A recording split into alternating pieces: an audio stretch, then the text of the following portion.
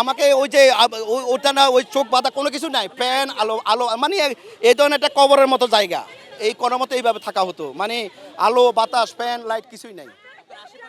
হ্যাঁ, আমাদের ওই যে আমরা কি করতাম, যখন অনেক নিজুবে সিসি ফোকা ডাক দিত, শুধু কান্না, মারে ও মা, তোবা পড়ে কান্না করে, এরকম আওয়াজগুলো শুনতাম।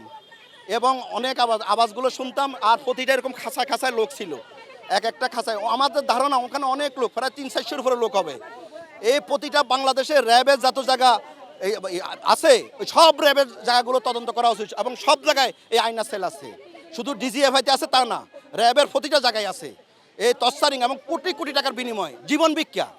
আপনার কাছে যদি টাকা দিতে পারেন আপনার জীবন, আমাকে বলছে যে যদি টাকা না দাও, ইলেকট্রিক মিডিয়া কভার মিডিয়ার সামনে ইয়াবা মাদক দ্রব্য অস্ত্র নিয়ে আমাকে মিডিয়াতে আনবে, মিডিয়ার সামনে আইনে দেখাবে যে আমি একজন মাদক ব্যবসায়ী, আমি একজন অস্ত্র ব্যবসায়ী, এটা দেখাইয়ে দেখাবে।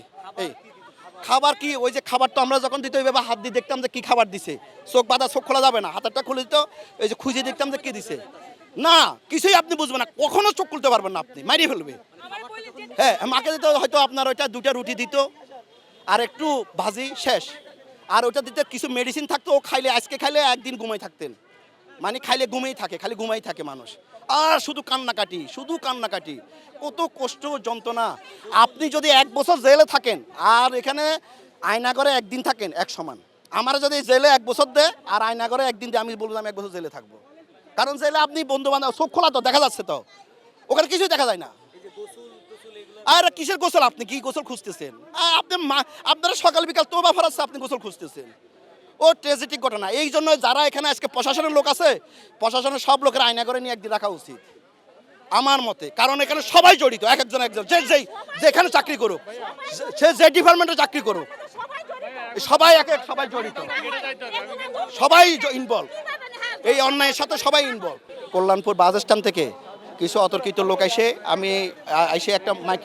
একটা মাইক্রো গাড়ি দিয়ে আমাকে উঠে নিয়ে যায়, এবং উঠে নিয়ে যায়, প্রায় উঠেই মাইক্রো গাড়িতে চোখ বাইদে ফেলায়, চোখ বাইদে হাত বাইদে ফেলায়, এবং আমার জিনিসপত্র সব নিয়ে যায়। পরে 40-45 মিনিট যাওয়ার পরে এক জায়গায় কোথায় নামালো জানি না, পরে ওখান থেকে নিচের দিকে নাকি উপরের দিকে নিয়ে গেলো, নিয়ে পরে ওই অবস্থায় রেখে দিল, এবং কাপড় চোপড় সব খুলে একটা লুঙ্গি নাকি কি পরাইলো, এবং হাত বাঁধা এবং চোখ বাঁধা। এবং ওখানে সত্য হলো যে আপনি যদি চোখ খুলেন আপনাকে মেরে ফেলবে, হাত দোলা যাবে না, এবং কোনো মানুষ যখন কোনো সাউন্ড নাই, কোনো কথা নাই, কিচ্ছু নাই, ওই অবস্থায় 1 মাস 10 দিন রেখে দিছে। আমি প্রায় 90 কেজি ওজন ছিলাম, আমি যখন আমাকে ছাড়তে তখন 60 কেজি ওজন হয়ে গেছি। আমি চোখে দেখতাম না, আমার হাড়ে 2টা নষ্ট হয়ে গেছে, হাড়ে 2টা রিং পরাইছি, এবং অনেকগুলো টাকার বিনিময়ে, প্রায় কয়েক কোটি টাকার বিনিময়ে, প্রায় 8-10 কোটি টাকার বিনিময়ে বিভিন্ন সত্য সাপেক্ষে আমাকে জামিন দিয়েছে, আমাকে বের করছে। আমাকে বলছিল যে আমাকে 3বার ওযু করাইছিল, 3 দিন। শেষ ইচ্ছা কি, খাবেন কি, তওবা করাইছে, এবং লাশ কোথায় দিবে। আমার দেশের বাড়ি চট্টগ্রাম মিরেশরায়, আমি বিয়ে করছি কুষ্টিয়াতে, এবং আমি থাকি ঢাকায়। তো বললো যে আপনার শেষ ইচ্ছা কি, আপনি কি খাইতে চান, এইভাবে ওযু করাইতো, এবং 2-3বার। পরে আমি ওদের কাছে জীবন ভিক্ষা চাইলাম, এবং পরে ওরা 2 দিন পরে জানাইলো যে এই টাকা দিতে হবে, এই করতে হবে, কারণ ওরা সমস্ত কিছু তদন্ত করে দেখছে আমাদের নামে জীবনে কোনো একটা থানায় জিডি পর্যন্ত নাই। আমরা নিরীহ মানুষ, আমরা ব্যবসা বাণিজ্য করি। আমার সাথে আর্মির এক সাজ্জাদ, মেজর সাজ্জাদ, আমার থেকে তার কুয়াকাটা কিছু ল্যান্ড পারচেস করছিল, ওর সাথে ব্যবসায়িক একটু দ্বন্দ্ব হয়েছিল। সেই মেজর সাজ্জাদের নেতৃত্বে 40 লক্ষ টাকার বিনিময়ে এর সাথে সিটি হসপিটালের ডাক্তার শহীদুল বাড়ি, লালমাটিয়া, মোহাম্মদপুর, ডাক্তার শহীদুল বাড়ি এবং মেজর সাজ্জাদ, এদের মাধ্যমে প্রধানমন্ত্রী, না আর্মিতে নাই, সে সিলভার বো অ্যান্ড গোল্ডেনেরও ব্যবস্থাপনা পরিচালক।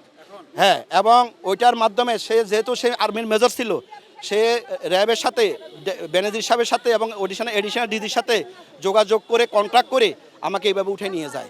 এবং ওরা আমাকে যখন ছাড়তেছে আমাকে বলছে যে কোনো মিডিয়া, কোনো মামলা, ইলেকট্রিক মিডিয়া কোথাও যায় যদি কথা বলি তাহলে আমার 2টা সন্তান আছে, আমার 2টা সন্তানকে মেরে ফেলবে। জুলুমবাজ অত্যাচার যারা করছে তাদের নিয়ে বিচার, সুষ্ঠু তদন্তের মাধ্যমে, নিরপেক্ষ তদন্তের মাধ্যমে এদের আমি বিচার চাই, এবং এই বাংলার মাটিতে তাদের বিচার হওয়া উচিত।